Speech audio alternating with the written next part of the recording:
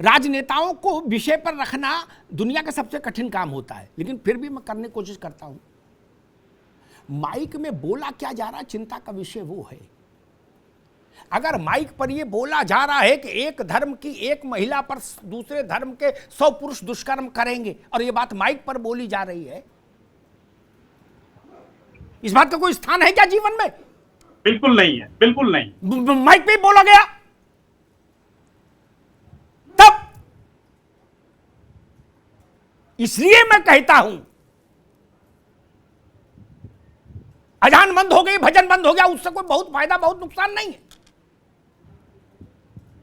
यह कब बंद होगा कि एक धर्म की एक महिला पर 100 दूसरे धर्म के 100 पुरुष दुष्कर्म करेंगे। मैं दुष्कर्म शब्द संसदीय ढंग से कह रहा हूं, कहा तो बहुत अभद्र भाषा में गया है, मंच से, माइक से।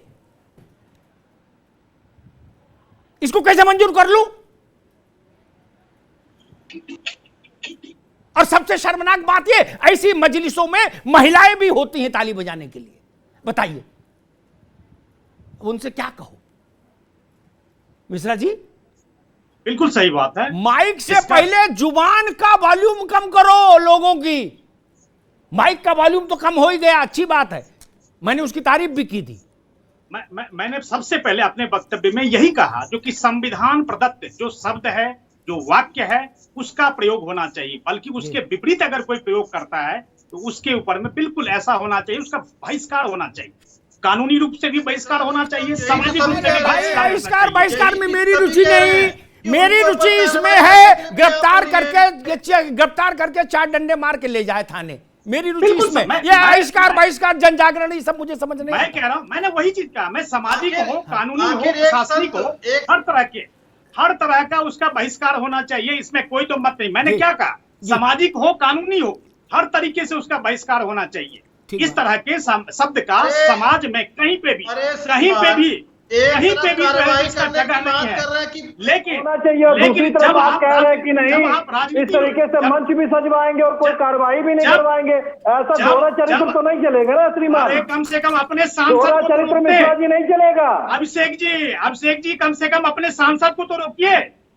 अरे अपने सांसद को तो रोकिए कम से कम। आपके यहाँ पे संत कहेंगे कि हिंदू खतरे में है, तो योगी आदित्यनाथ जी को सांसद को समझाना अपने सांसद को भी नहीं रोकेंगे। सांसद को तो रोकिए, कम से कम सांसद को तो रोकिए। अरे कम से कम अपने सांसद को तो रोकिए। संविधान का जो रक्षक है, संविधान का जो रक्षक है, संविधान का जो कसम खाता है, उसको तो कम से कम रोकेंगे। इसकी जिम्मेदारी किसकी है? इसकी जिम्मेदारी किसकी है? ठेकेदारी बंद कर दीजिए। धर्म के आड़ में ठेकेदारी बंद कर दीजिए। नहीं है, धर्म का कोई ठेकेदार नहीं है। मैं कह रहा हूँ, चाहे मैं भी नहीं हूँ, न अभिषेक जी है, मैं कह रहा हूँ, जिन व्यक्तियों ने कहा कि मैं हूँ, न अभिषेक जी है, कोई धर्म का ठेकेदार नहीं है। हिंदू खतरे में या जिन व्यक्तियों ने कहा मुस्लिम खतरे में, उनके ऊपर कार्रवाई होनी चाहिए। कोई उस भाषा को सपोर्ट नहीं कर रहा है। मैं कह रहा हूँ उस भाषा को कोई सपोर्ट नहीं कर रहा है, लेकिन अपने सांसद को तो आप कम से कम, जो व्यक्ति कह रहा है उसके ऊपर कार्रवाई होनी चाहिए। आप अपने सांसद को तो रोकिए। अपने हमारे आपके कहने से नहीं होगा सिर्फ। अरे अपने सांसद के ऊपर में तो कार्रवाई करके देखिए कम से कम। अरे जो ये बर्क साहब है, ये जो हम तो कार्रवाई करते रहते हैं, आप कौन सा कार्रवाई करते हैं? आपके यहाँ से तो खुलेआम, उनको तो पहले रोकिए, उनको पहले रोकिए रहता है। उनको पहले रोकिए। पहले अगर मुस्लिम भाइयों में एकता की बात कर दी तो क्या भड़का रहे हैं क्या वो? आप एक शब्द बताइए, मुस्लिम भाइयों को अगर एका करने के लिए बात कह दी तो क्या भड़का रहे हैं? कोशिश करिए, अंदर झांकिए। अभिषेक जी अंदर झांकिए। अंदर आपको झांकने की जरूरत है मिश्रा जी, अंदर आपको झांकने की जरूरत है, क्योंकि आप जैसे लोग और पार्टी दोनों लोगों को रोकूंगा, दोनों मित्रों को रोकूंगा, अभी दोनों मित्रों को रोकूंगा। दोनों मित्रों को रुकना होगा, दोनों मित्रों को रुकना होगा। एक और मैं नहीं, ये झाऊ तो हमेशा चलती रहेगी, इसी में तो टाइम हिंदुस्तान का पास हो जाता है अच्छा खासा। मैं एक बुनियादी सवाल पर आता हूँ। मेरी नजर हमेशा प्रैक्टिकल पर होती, बात पर होती है जो जमीन पे हो रहा है। पाखंड में मेरी न रुचि, न मैं कतई उस और बहस में जाता हूं। मैंने वो दौर देखा जिससे चीजें यहां तक बिगड़ी। 20 साल दरी बिछाओ, गारंटी नहीं कि चुंगी की टिकट भी मिले। मैंने वो दौर देखा कि स्वामी वामदेव ने टेलीफोन कर दिया कि भाई ये यति चेतनानंद को टिकट दे दो, है तो घर से बुला के टिकट दे दिया, एमपी बनवा दिया। क्या नंद गोपाल दास जी ने कह दिया, रामचंद्र दास परमहंस महाराज ने कह दिया, ठीक एक झटके में हो गया, बोले जी के महाराज की जय हो। क्या वैसे उधर जो मैंने शुरू में कहा था, मैं कोई बात हल्की नहीं कहता, और आप मुझसे तर्क करें, मैं 3 दिन तक तर्क कर सकता हूं एक बात पर।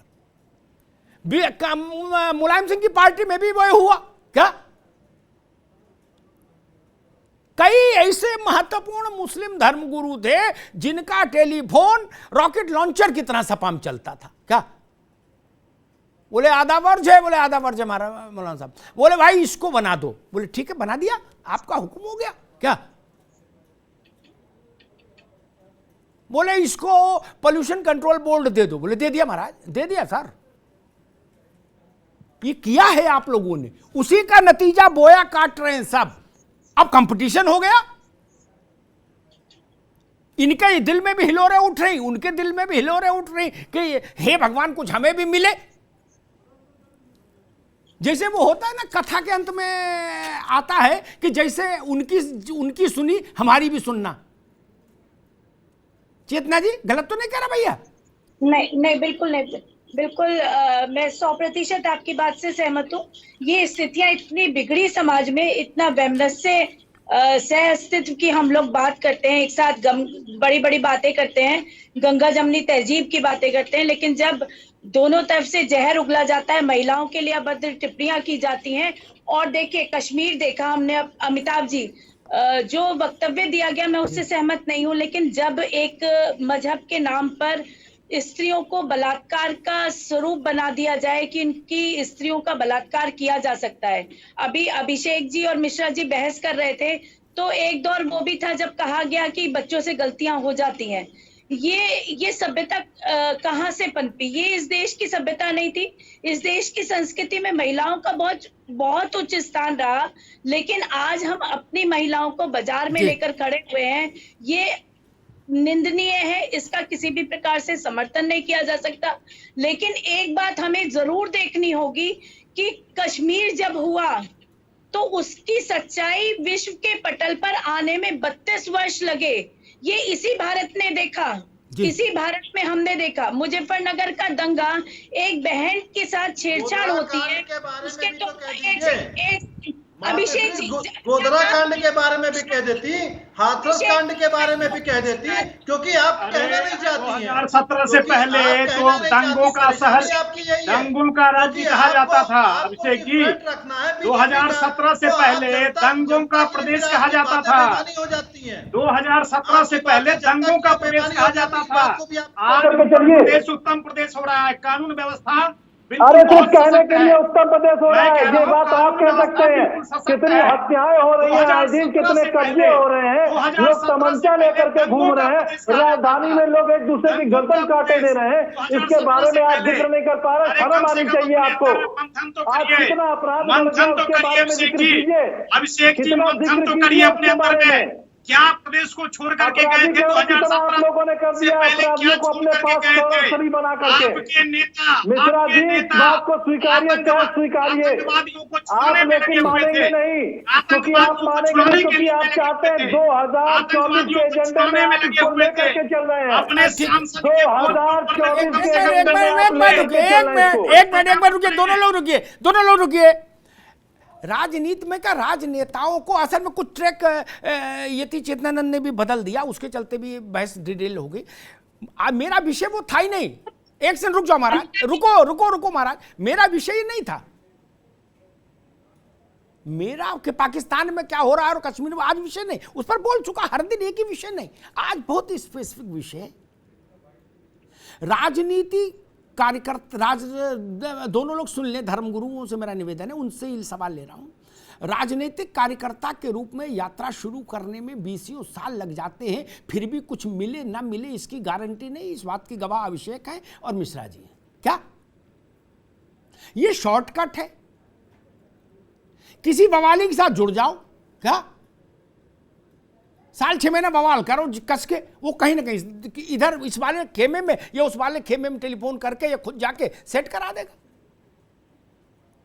एमएलसी हो जाओ, राज्यसभा हो जाओ, एमएलए हो जाओ, एमपी हो जाओ, नगर पालिका हो जाओ, जिला पंचायत अध्यक्ष हो जाओ। यति मां चेतनानंद मैंने कुछ गलत कह दिया, और अगर आप कहोगे हाँ तो मैं 10 उदाहरण इधर के दूंगा, 10 उधर के दे दूंगा अभी तत्काल।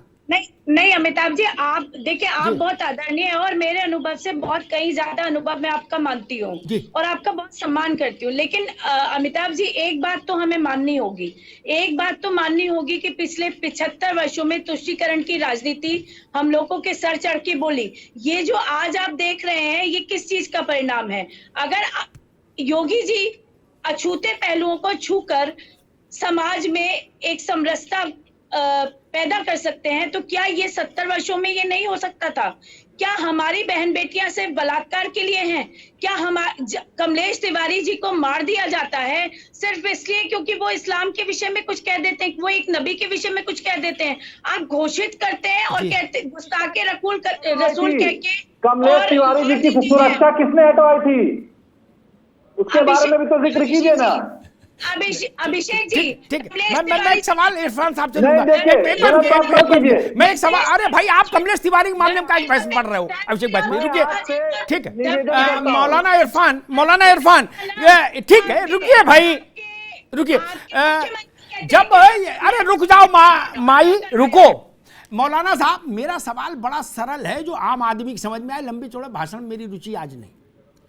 मैं समझना चाह रहा हूं, ये बात लोगों के, नौजवानों को घर कर गई क्या कि ये मैगी होती ना, मैगी खाए हो महाराज कभी?